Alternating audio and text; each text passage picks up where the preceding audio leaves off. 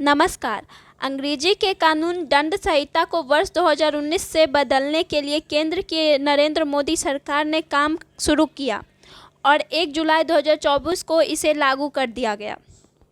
पटना के भाजपा कार्यालय में दंड संहिता और न्याय संहिता की पुस्तक को वितरित किया गया।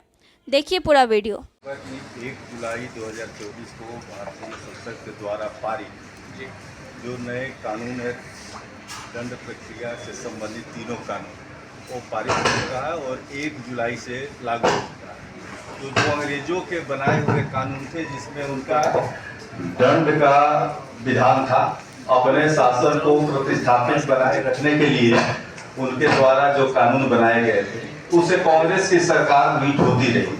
जब हमारी सरकार बनी तो लोगों को जो भारतीय चिंतन है कि दंड नहीं न्याय, तो हम लोग न्याय संहिता उसको प्रतिस्थापित किया और इस आधार पे जो दोनों कानून में अंतर रहा उस अंतर को लोगों के बीच समझाने के लिए और लोगों को जागरूक करने के लिए हम लोगों ने ये कार्यक्रम शुरू किया है और इसके बाद हम लोग प्रमंडल स्तर पे फिर जिला स्तर पर भी लेकर के जाएंगे और लोगों को कानून के संबंध में बताएंगे। इसकी शुरुआत आज पटना से हो रही है।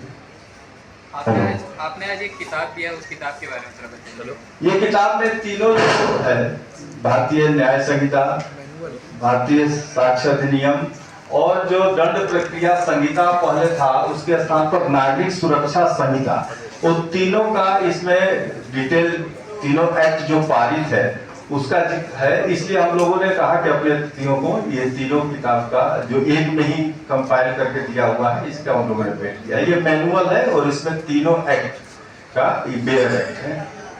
दंड संहिता और न्याय संहिता में अंतर क्या है? यही तो बताने के लिए सेमिनार हम लोग आयोजित कर रहे हैं। उन्होंने उनका विधान था दंड देना, हमारा विधान है न्याय देना। तो न्याय के अंतर्गत एक दंड एक पाठ होता है जिसमें किसी को दंडित करके लोगों को न्याय दिया जाता है, लेकिन उनको सिर्फ अपनी राज स्थापित करने के लिए अंग्रेजों ने दंड संहिता बनाया था और यही मूल अंतर है जिस पे अभी डिटेल हम लोग डिस्कशन करने वाले हैं। जी नहीं, दोनों चीज में अंतर है। आप इंडियन एविडेंस भारतीय साक्ष्य अधिनियम है और भारतीय साक्ष्य अधिनियम के रूप में ये वो है इंडियन पेनल एक्ट भारतीय, और उसको आ गया भारतीय न्याय संहिता BNS।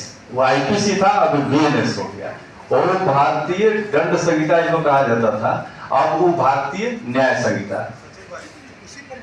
उसी पर विचार के लोग बैठे हैं।